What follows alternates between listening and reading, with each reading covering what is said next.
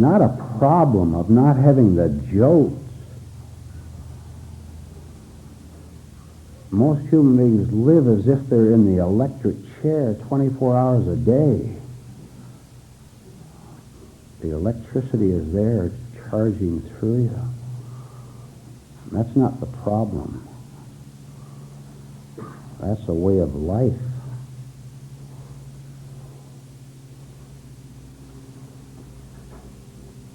You won't do a thing for yourself. Did you notice how you've always got your argument ready? You've got your defenses ready. I know why you're not getting anywhere. I see you come into here meeting after meeting. I know why you're not getting anywhere. Because you won't do a thing new. You'll sit back, feeling sorry for yourself, and hoping, and with your phony prayers, hoping that something is going to turn up. All the time knowing that it isn't. All right. I've been thinking all this week, the last 5 days at least, about a very significant word in our class here. And that's the word goodbye. You can take it in many ways. We could take the word goodbye and explore it from many viewpoints. For example, how reluctant are you to say goodbye to your past? How reluctant are you to say goodbye to some human being who you are permitting to wreck your life? More than that, to wreck your soul for a long, long, long time. Take it another viewpoint. And I have to preface this a little bit. Truth really never says goodbye to anyone, not in reality, but to make the illustration right. Truth will say goodbye to anyone at the slightest movement on their part, which is detected by truth, that is contrary to what is true, that contrary to what is the whole of truth itself. Truth being pure has pure vision, pure clarity, pure perception. And it can see our weakness, of course, without being a part of it. And it could look out and see the petty, futile, despairing attempts of human beings to try to twist life according to their own sickness, to try to make things, outcomes, which we're going to go into later perhaps tonight, to try to make outcomes match the desire. Truth looks at that, and it says to any human being who's trying that, which is most human beings, goodbye. Until you come to your senses, till you're willing to give up, till you're willing to examine yourself inwardly and see what is going on until the point comes where you understand both with despair and for the first time right hope, where you see you can't win.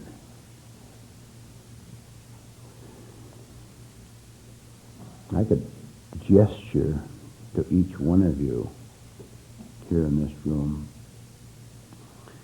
and tell you, you're not going to win, my dear lady, my dear man.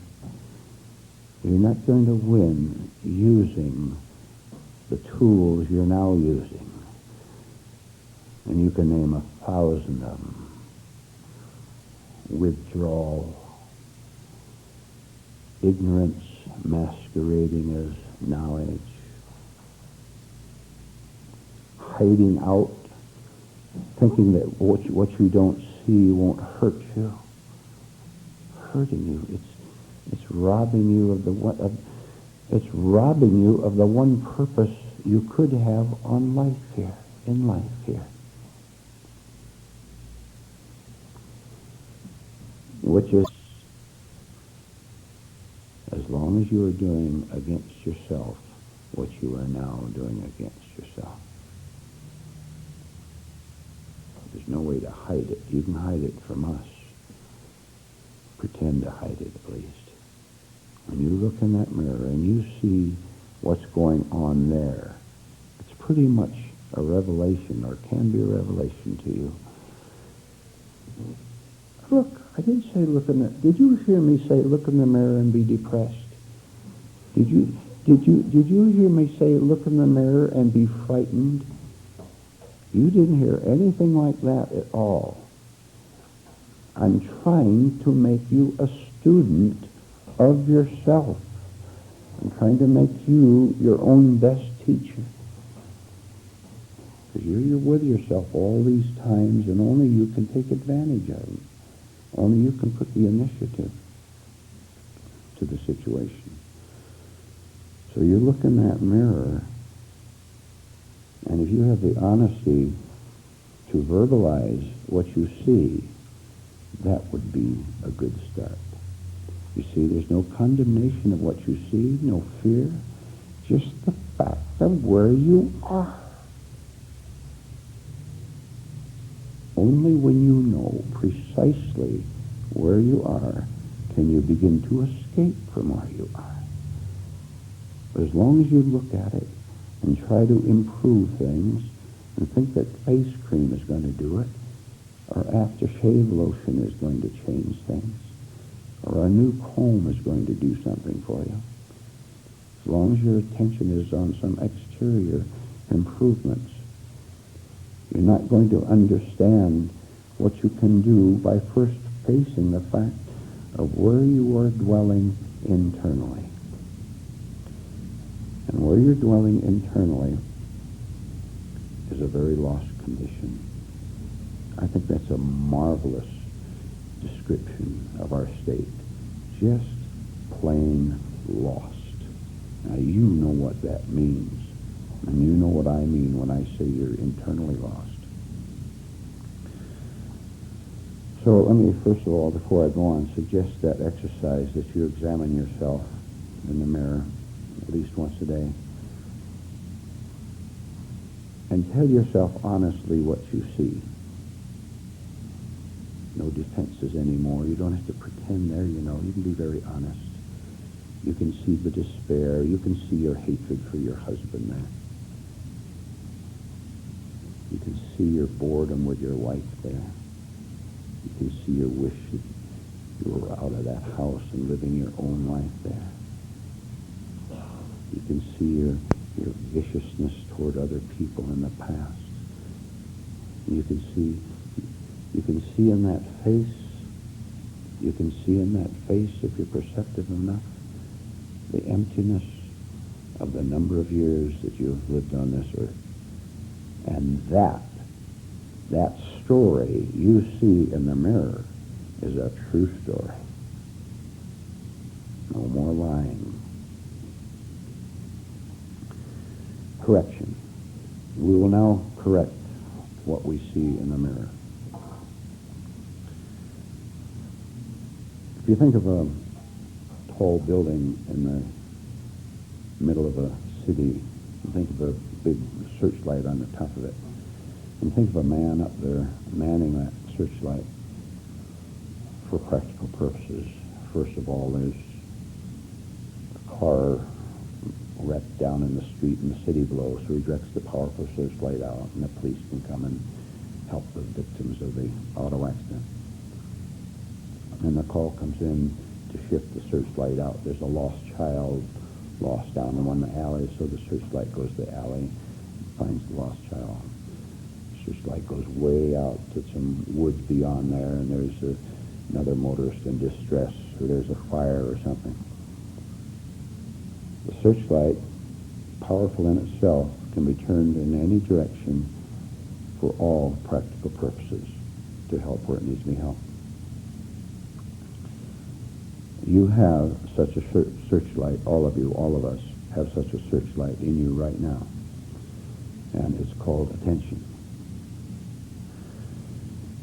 The misuse of our attention is one of our greatest faults one of our greatest failures that keeps us from growing, that keeps the face in the mirror from being the same thing. Keeps it the same thing. So attention to attention becomes a necessity, a powerful tool, which is why we'll now discuss it. You're driving your car out on a highway in a storm. Big, broad highway. The rain is pounding down and your windshield wiper only works halfway. And you can't quite see the road, and the middle line is obscured. You're not sure which side of the road you're on. And when you see other lights coming towards you, you get panicky all over each time it happens because you don't know how close they're going to come to you.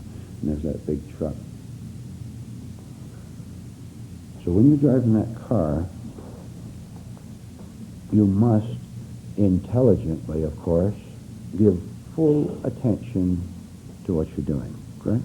You're not going to pick up even a religious book and read it. You're not going to even be listening to that tape you may have in your car. You shut the tape off because you want to give full attention to where it should be at the time. This is outer attention, which is active at the time, right? You're not giving inner attention to yourself. You're not watching yourself, even not working on yourself. You're not wondering, well, where should I stop for a meal or something like that. Your attention is active outward, right? You might want to write some of these things down because it's complex. It's very difficult to remember without it. So one state of attention is when it's active outwardly, passive inwardly, right? That's one stage. Another stage, you got through the storm all right, and you get home and you rest a little bit, and you want to be thinking about maybe something about this class, some work, or about a practical matter. Maybe you're wondering about new tires for your car. You get thinking about prices and where you should get them. So you wish at this time, instead of being active outward and passive inward, you're now going to be active inwardly, right? And passive outwardly. While you're thinking about those tires that you're going to buy for your car, you're not looking out the window and watching the boats go by out in the lake out there. You're active inwardly and passive outwardly. You watch yourself, by the way, in these different changes of states. It's important for you to experiment with this. You can do it even now. There's also another state which you can call the halfway state, if you like, in which you can do it right now because we're not in a situation where we must be active outwardly because the demand is not that heavy. And also, you're not looking too exclusively inwardly at yourself. Right now, and I'm doing it myself right now, my attention is alternating back and forth. I'm listening to my own voice right now, but also I'm looking back and I see Juan's face back there. So this is the third state, which is in between the other two. It's going to be like if the outcome doesn't match your desire. You're going to be unhappy, aren't you? I want this state, I want this home, I want this, that. If I don't get it, or if I don't think I'm ever going to get it, I feel sorry for myself. I'm unhappy, right? The further lesson is this. You will never, ever again think of the outcome you want out of any endeavor you have, out of any pursuit.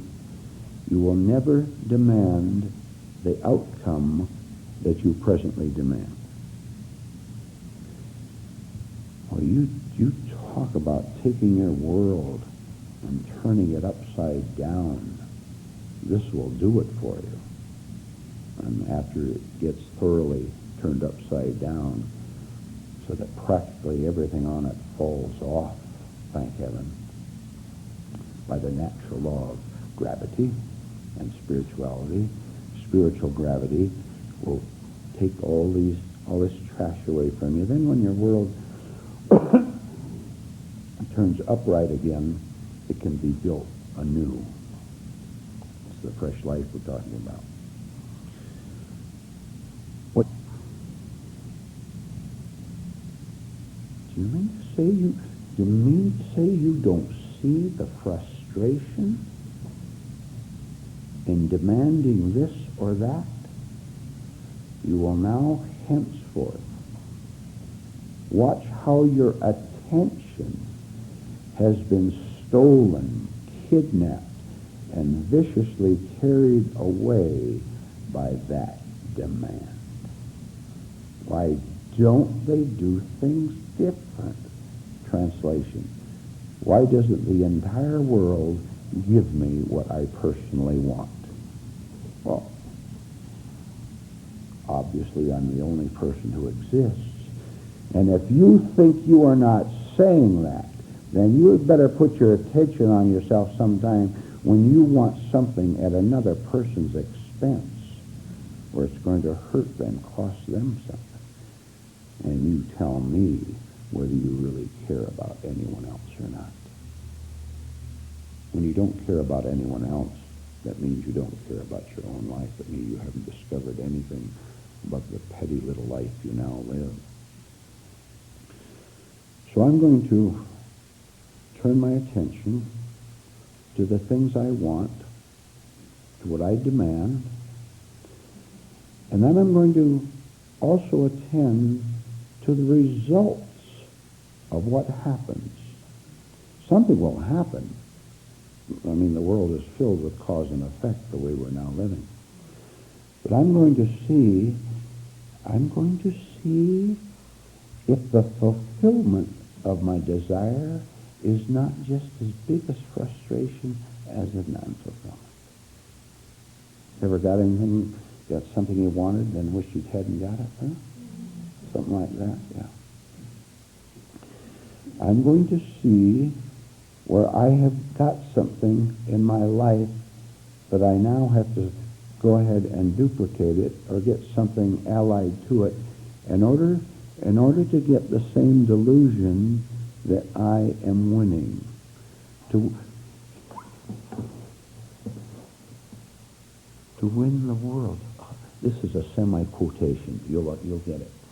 To win the entire world is to lose your own soul.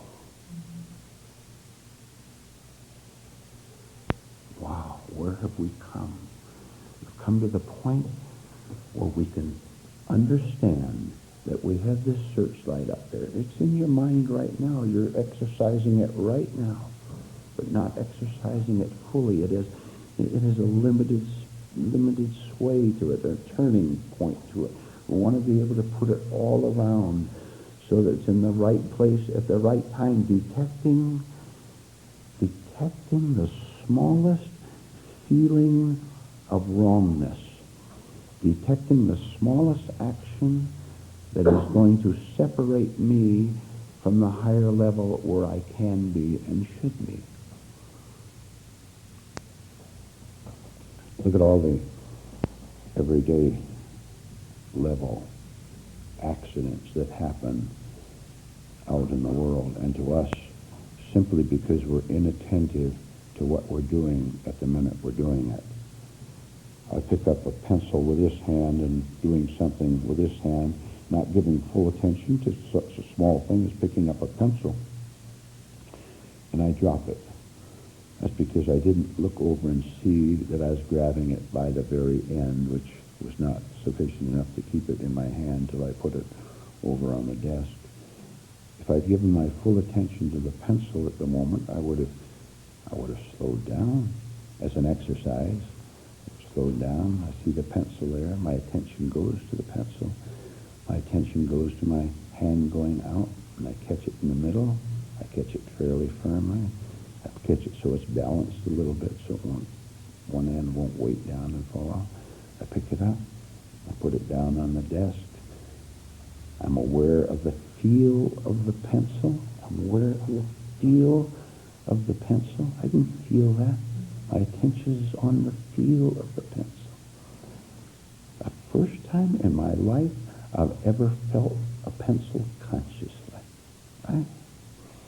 I put it over and I put it down on the desk over there. Even my physical senses are alert to it, and I hear the small sound of the pencil dropping on the table. The first time in my life I've ever deliberately put my attention on the sound of a pencil falling on the table consciously, and it happened. What's all this got to do with me being so miserable? What's this all got to do with me not getting what I want? We're trying to see that what we want is killing us. And what we don't want could be our salvation. I'm going to go back to a point and ask you to think with me. Are you able to judge for yourself how much you value the friendship of this world? You know what I'm talking about. I don't have to explain that. The whole world is insane. How much do you value that friendship? How much do you value your career, your stupid little career? Where's your career going to be 50 years from now, or 1 year from now, or 1 week from now? Where's your precious career that you spend your whole attention on now? Where's that going to be? Man, woman, where are your values?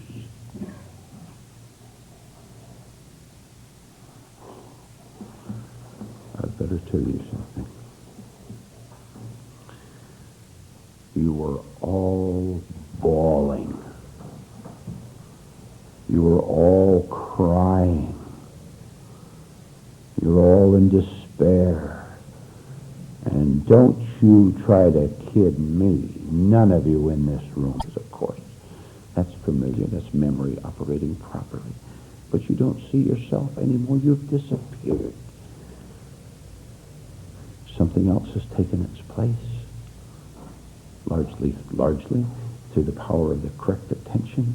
Something else has taken its place, which is pure insight into what you're all about, what life is all about, what death is all about. Understanding is conquest. Now, if understanding is conquest, how much farther have you got to go to victory? That's the question to ask. And you've been given in the last 40 minutes a marvelous start. Please do ponder attention as a searchlight that can be turned in any direction you want in order to change yourself, in order to become a new person.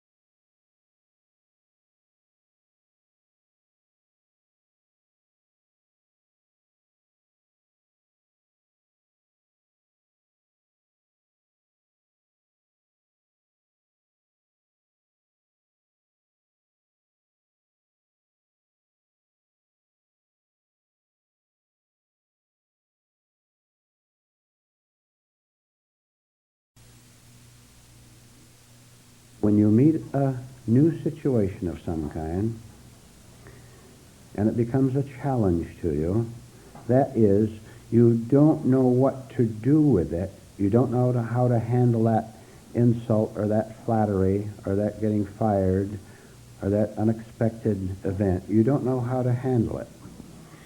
Now, when you don't know how to handle a situation, when you don't know how to handle a situation from the higher level, which would solve it immediately by not getting involved in it, you put up a wall to protect yourself. The wall consists of, let's see how many we can go down the line on the fingers. The wall consists of an automatic reaction. It consists of self-defense. It consists of an unconscious mental, emotional, and even physical movement. It consists of something that you prefer to employ. It consists of something you must, get this, the wall is something you must erect because the protector of your supposed self must react in order to keep itself safe from the challenge. You say something that I consider mean, or you behave in some way that disturbs me.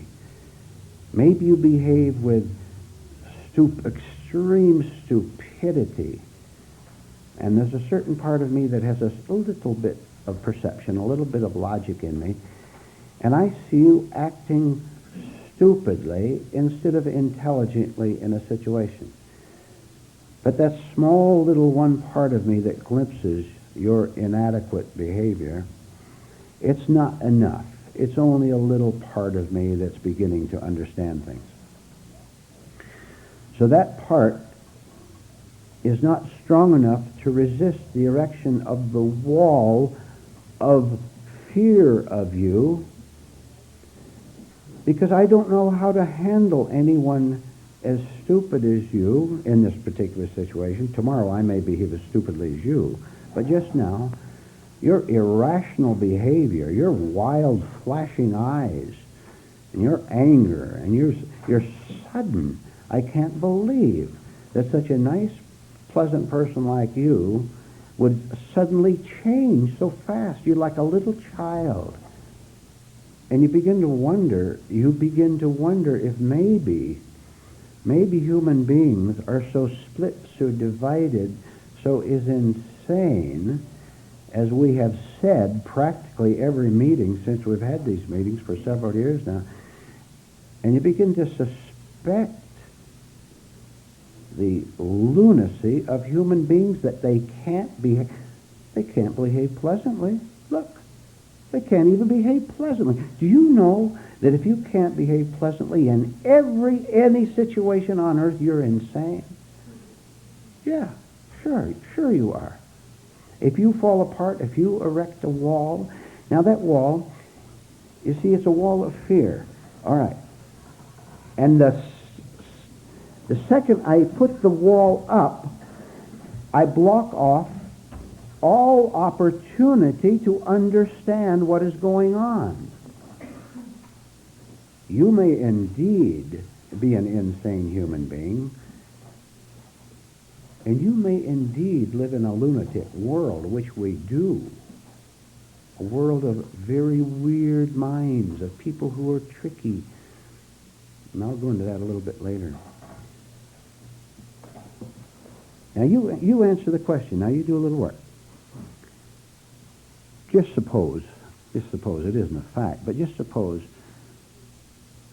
that everyone in the universe, all 4 billion people, were stark raving mad, but you were sane, and you understood their madness. You can't understand what I'm saying, but I'm asking you to enter into the thought about it. How would the insanity, which is one element of insanity too, you can accept that, begin to see that as what is destroying you, wrecking you. Sarcasm, to keep on the question, is one wall which is easily erected. I feel that I'm doing something against this fierce world. Look, I've got to fight for myself, don't I? I've got to do something to protect myself from all those enemies I've had. From the time I was a little kid in grammar school, and a couple of those boys met me out the grounds, and they hit me and threw a couple of rocks after me. Ever since then, I've known this was a world of enemies.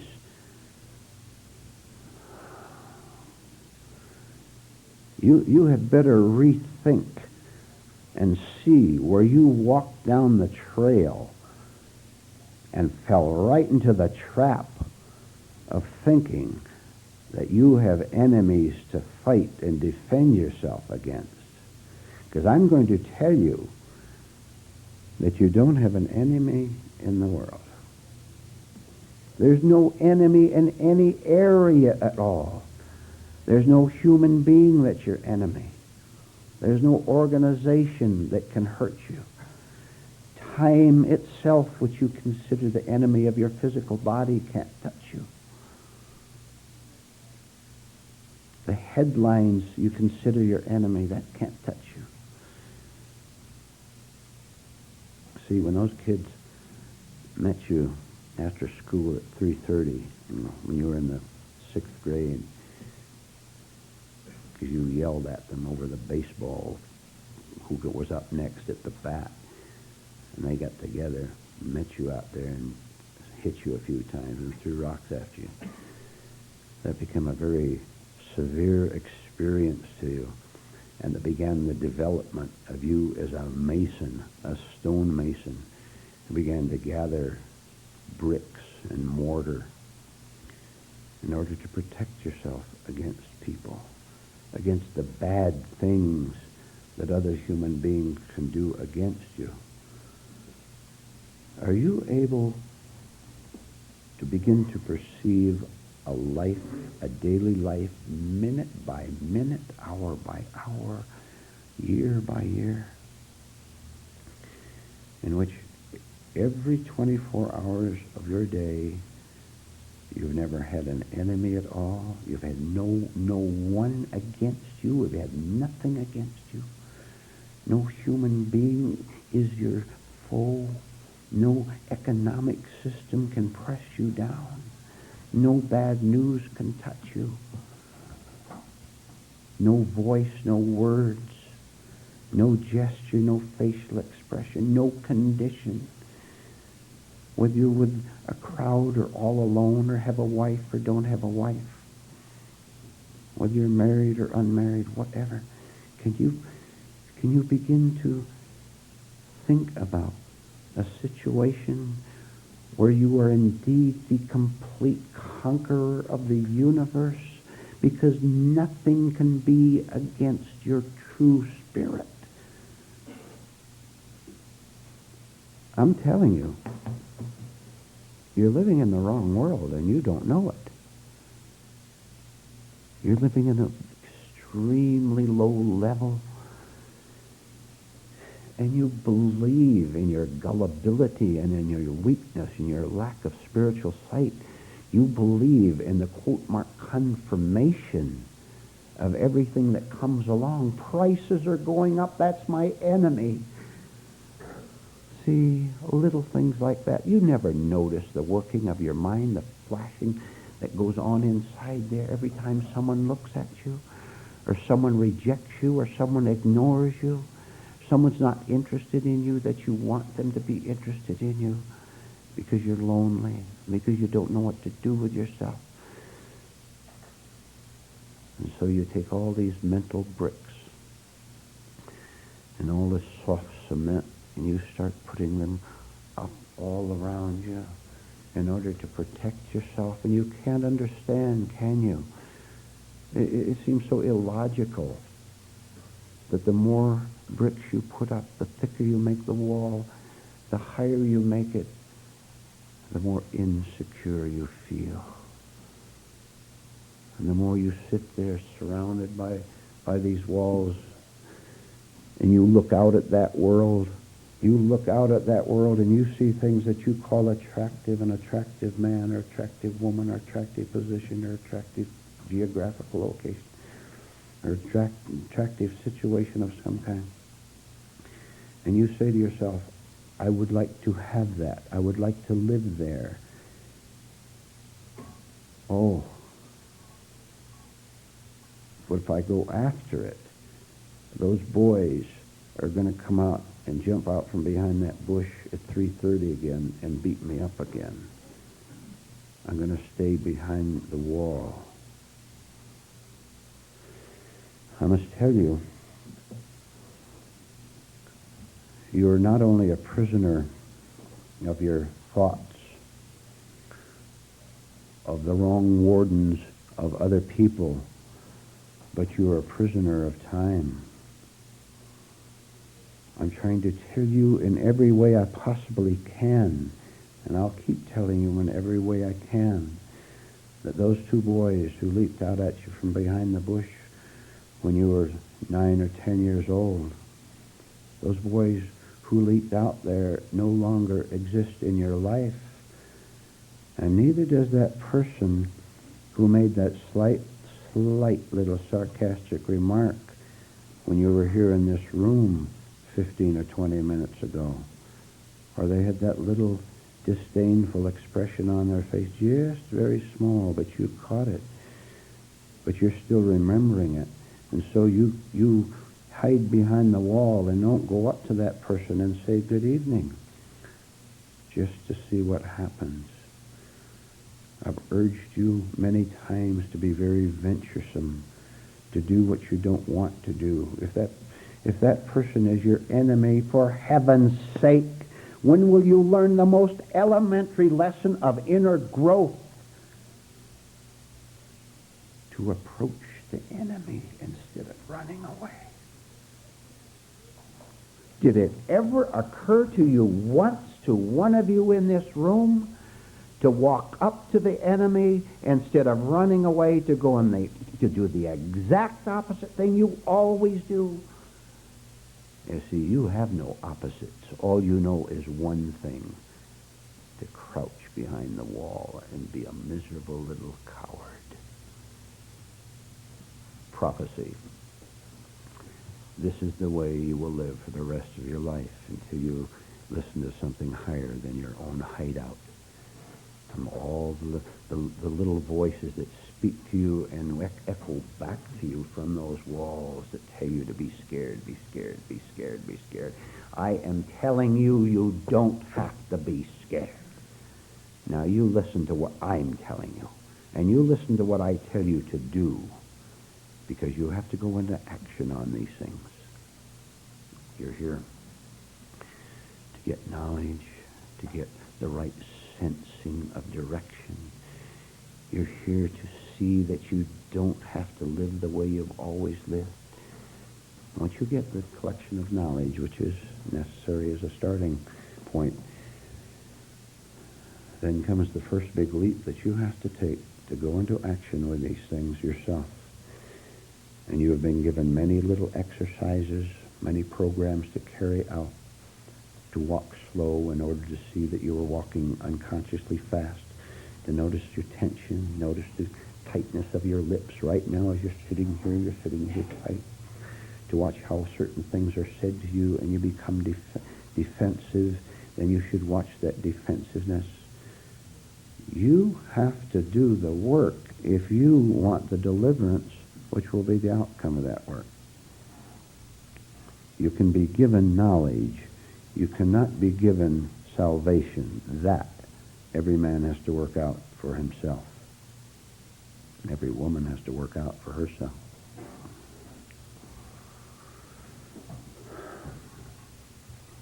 Please see the urgency, the necessity for understanding your human nature.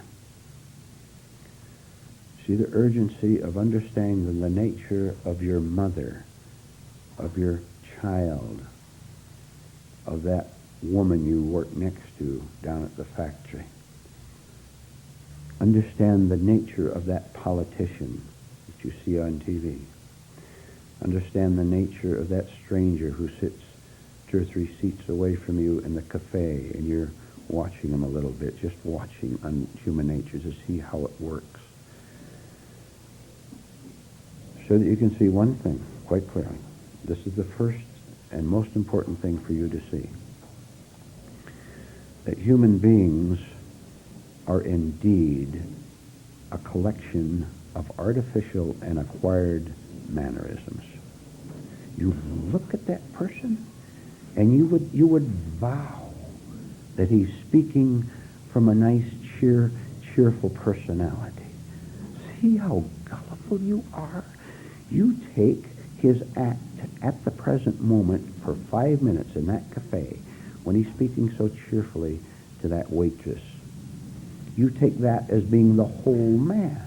Look, what kind of sense is this that you have, that you see that man for 5 minutes speaking cheerfully and confidently, and he talks about world problems, you can overhear him. And he's lived for 40, 50, 60, 70 years on earth, and you've seen him for 5 minutes, and you judge him for that 5 minutes and say, I understand that man. And you comment, I'm not the most pleasant man at the cafe. Ladies, don't marry him.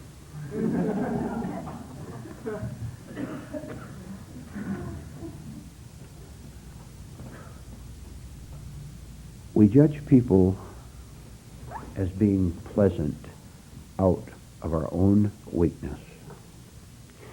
We judge people, attribute strength to them out of our own desire to have someone stronger or wiser than we are.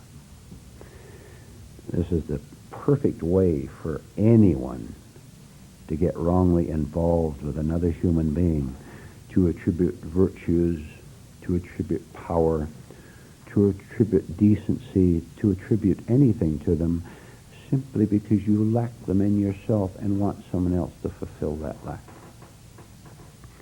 Then we find out, don't we, what they're really like.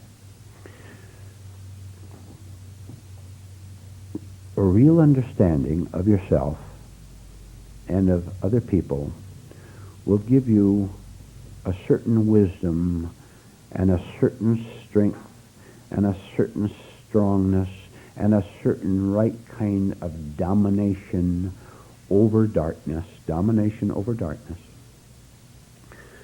so that you, being a watchman in the night, and you go out into this world, and you see the stranger there, you see the friend, someone you've known for 30 or 40 years, or someone you've known for 3 or 4 minutes.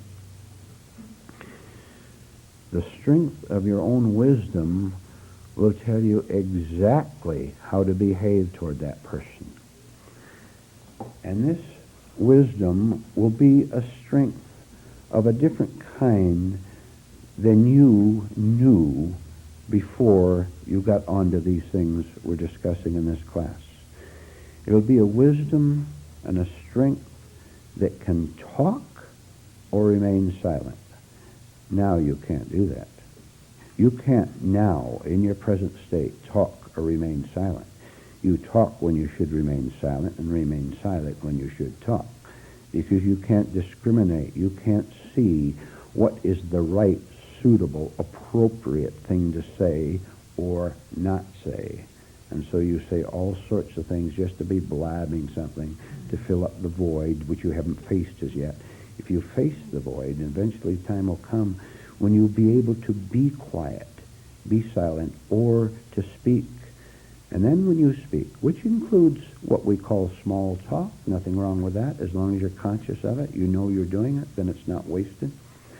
Then you can engage in conversation with other people as you wish, instead of as your fear or compulsion demands that you do. And then, also, along with this, when anyone behaves, misbehaves, and when anyone behaves wrongly, because you're now able to detect wrong behavior in others, because you first detected it in yourself, you will be able to change your manner from lightness to sternness instantly. Bang, and I mean instantly, right now, in less than a split second. You'll be able to change, because having taught yourself correctly through your long, hard work on yourself, and you detect that wrong word, that vulgar language, whatever, in that other person, when you detect that wrong move, you detect that trickiness on their part, their attempt to deceive you in some way, because the searchlight is on inside of your mind and it's also shining on that other person. That light shines on that other person, and instantly you let them know by your words, you let them know by your manner, that you are not going to tolerate that sort of thing in them, because you won't tolerate it in yourself. This will mean the end of many friendships, and it will mean that those who understand what you're doing, because you know where they are, you know they're behind that wall, and you've been there yourself, and you know all the miseries, and you know the pressure that pain puts on you, because you have had that pressure yourself when you lived behind those walls, looking out and wanting to go out but couldn't go out. Because you know all the hostility and venom that you had in yourself when you were behind that circular wall, hiding out there. Because you knew, you faced the fact that you had it in yourself. You know human nature perfectly, and you know that they have that venom in them out there too.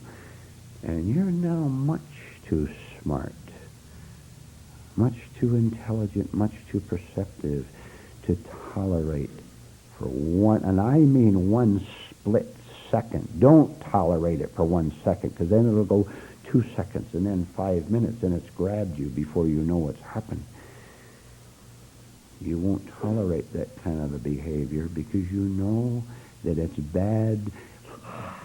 Now we're getting close to what real compassion is. Because you know that it's bad. It was bad for you for all these years. You suffered hell from it. You also know that it's bad for that other person. And this is the beginning, the birth of real compassion, of caring for another person. The non-tolerance of darkness in another person is real love, real compassion, real caring. Having rescued yourself, you understand that very clearly. And you no longer care at all about the results, the outcomes of you being true verbally and by acts and by facial expression. You no longer care at all about the results of you being true toward that individual or that family or that wife or that husband or anyone else on the face of the earth. You understand what it means to live from what is right, from what is true. And the way you understood that is by a long, hard, laborious, at the same time, if you can believe it, at the same time, a fun-filled inner exploration. Because when you were behind the wall you erected and didn't want to live there anymore, you began to study your inner state, because you began to suspect what you may now suspect here, that the wall is built from the inner workman. The workman created the wall, and only the workman who built it up can tear it down. Nobody else can tear it down. No one else is interested in tearing down your wall. You begin to understand that behind the wall were all sorts of wrong things inside of you that the wall was made of. One brick was called inner division. One brick was called forgetting the truth. Even the small bit of truth that you've received while you're back there, you forgot it and went back to your own little closed eyes hideout. You see that another brick was made out of fighting the world. I've got to protect myself. You never saw that the protecting of yourself was what made you think it was necessary to protect yourself. But you begin to see very clearly the agony, the suffering, the sorrow, the sadness, the depression, the dejection, the heavy spirit. You begin to see that this was your state, and therefore you, with your self-study, you begin to see that this was a wrong state, not a right state. You think you see this now? I'm telling you, those of you listening to me, you don't see your self-contradiction as wrong as yet. You haven't gone that far. You don't see those bricks of being inwardly divided as being something that is painful, because you alternate between this state and its contradictory state. I love you is one contradictory state, one wall, and the next hour I hate you, which is its opposite. And while you're in the love state, so-called love state, while you're in the love state, you don't see the hate state. And when you're in the hate state, you forget conveniently that an hour ago you said, I love you. You never see the two contradictions together. Therefore, you feel, quote mark, safe behind this particular brick at the time, and safe behind this particular brick at the time. You close your eyes as you alternate between one and the other. You close your eyes so that you don't see the journey between the two. What we're trying to do, among other things in this class, is to begin to see the moment when I say, I love you, you're my friend, let's live together, let's be together. The time when it starts to switch from that and you start to get mad at the person you said, I love. But you don't want to see the contradiction. I love you, you're beautiful, you're marvelous, please be with. And then because you've got so much sickness in you, this person doesn't behave the way you want. So you start to go to the opposite brick over here, and you refuse to see what you said over there. If you saw it, it would be the shock of your life, and what that shock would consist of, you seeing to your dismay, you're liable to fall down in a dead faint. You begin to see that you're not one person, but two people. And that's just the beginning, because you're not two people, not 10 people. You count up during one day how many different contradictory people you see in yourself. You begin to understand then that all this contradiction, all this switching back and forth unconsciously, all this pain can never be right. How can planning to protect myself fearfully against you ever be right? It's all wrong. Now I want to tell you, I want to leap from pain to non-pain. I've described the inner contradictory state behind the wall. Now I'm going to take a long leap, and you take it with me, so that you can think about the two together. Review both. When the bricks are down, when the bricks fall, you disappear. When the wall falls down, you also disappear. When the bricks disappear, you disappear. Because you and the wall were the same thing, operating in different ways. And I explained that a little bit. You were hiding out inside the walls of your own creation because you thought that there was someone there who had to be protected. You'd identified with your sensations, with your feelings, with your remembrances, with your name, with your physical body. You look in the mirror, you say, that's me. You'd identified with that, and then you hid that behind the wall in order to protect the only person you've ever known in your life that you can call you. You've hid out to protect that. But when you no longer protect that by letting the wall collapse, which is a long story in itself, when you let the wall collapse, that is the collapse and disappearance of you, because you and the wall were the same thing, operating it in different time factors so that you couldn't see that you were the wall, you see, and you were the you that you called in opposite to the wall. When the wall is collapsed then, and you disappear, this is the same thing as rising above thought, which always operates in opposites, right? We just got to do that. When you disappear, then there is no you who is unified, because you used to say you were unified and believe you were, because you were so religious and you talked about God a lot, and you were still a devil talking about God, which the devil does all the time, in order to make yourself feel alive, in order to make yourself feel important. Take that one fact of how dreadfully hard you work, how you waste energy trying to make yourself feel important and needed by other people. The more you feel necessary to other people, the more unnecessary you are to them and to yourself, because you're trying to pass off your trash as treasure. And you'll find plenty of people who will play the game with you, and you toss each other's trash at each other, calling it treasure, not knowing how you're suffering from that mess you're living in. There is another way to live. It's called oneness, called a state of self-unity, in which you, having freed yourself of the mad, whirling world inside yourself, you have found to your delightful astonishment that freeing yourself from this inner madness is the same thing as freeing yourself of the madness of 4 billion other human beings on earth.